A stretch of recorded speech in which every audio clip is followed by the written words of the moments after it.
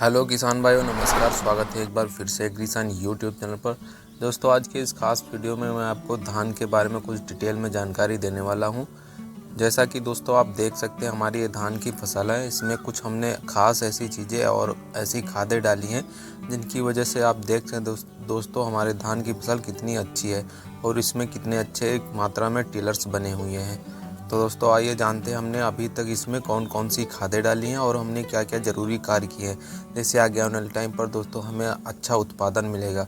और दोस्तों आप भी ये सारे कार्य कर सकते हैं अपने धान की फसल में, जिससे आपकी भी धान की फसल हमारे जैसे ही बेहतर और अच्छे टिलर्स बनाएगी और दोस्तों आगे आने वाले टाइम पर आपको अच्छा उत्पादन मिलेगा।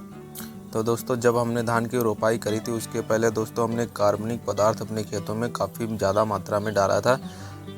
कार्बनिक पदार्थ दोस्तों जैसे गोबर की सड़ी खाद है और वर्मी कंपोस्ट खाद, दोस्तों ये सभी खादें दोस्तों हमने जुताई के पहले डाली थी।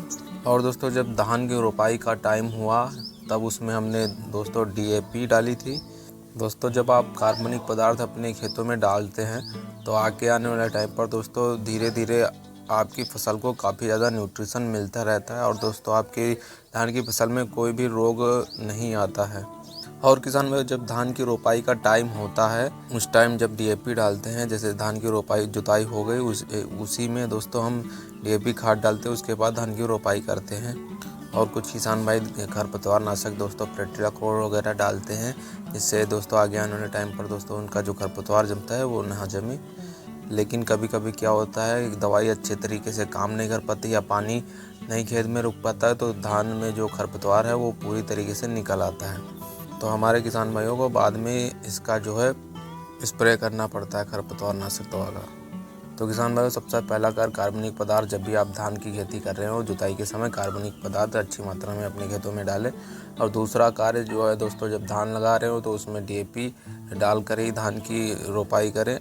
अब दोस्तों जब आप धान की रोपाई कर चुके हैं और 10 या 15 दिन का टाइम हो गया, अगर आपके खेत में खरपतवार है तो खरपतवार नाशक दवा डाल लीजिए। अगर खरपतवार निराई कर रहे हैं तो आपके लिए बहुत बेहतर है खरपतवार निराई के समय दोस्तों, निराई के बाद या दवा डालने के कुछ दिनों के बाद दोस्तों धान में यूरिया के साथ पहली खाद जो हमने डाली थी पर एकड़ के हिसाब से दोस्तों हमने 1 बोरी यूरिया रखी थी 45 kg और इसमें 3 kg ह्यूमिक एसिड तो जो है दोस्तों हमने रखा था। और तीसरी जो खाद है दोस्तों, हमने सरसों की जो खल आती है उसको हमने 15 kg दोस्तों लिया था। उसका अच्छी तरीके से महीन बुरबुरा करके दोस्तों खाद में अच्छी तरीके से मिला के इन तीनों खादों को मैंने तीसरी बार जो है दोस्तों अपने खेत में 15 या 20 दिन के अंतराल पर डाल दिया था। और आप भी अपने खेत में इसी प्रकार से ये कार्य कर सकते हैं। अब दोस्तों धान की रोपाई के बाद लगभग 35 या 40 दिन का समय हो गया और दूसरी खाद का समय हो गया। तो इसमें अब यूरिया के साथ दोस्तों हम सल्फर और जिंक का प्रयोग करेंगे। और दोस्तों कुछ किसान भाइयों के जो है खेतों में जड़ सड़न या कीड़ा लगते हैं, जिससे उनकी फसल जो है बैठ जाती है, ग्रोथ नहीं कर पाती है। तो उस स्थिति में दोस्तों आप पर एकड़ के हिसाब से 2 या 3 kg यूरिया भी ले सकते हैं।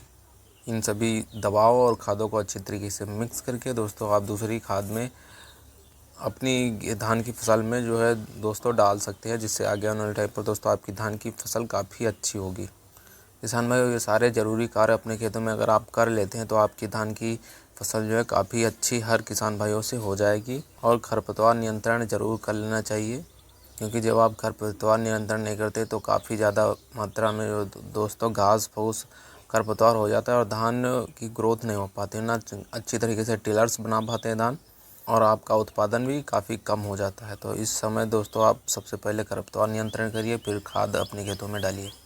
तो किसान भाइयों, ये जानकारी कैसी लगी? जानकारी अच्छी लगी हो तो वीडियो पर लाइक और चैनल को सब्सक्राइब जरूर करें और अपने खास मित्र को वीडियो को शेयर जरूर करें। धन्यवाद। जय हिंद, वंदे मातरम।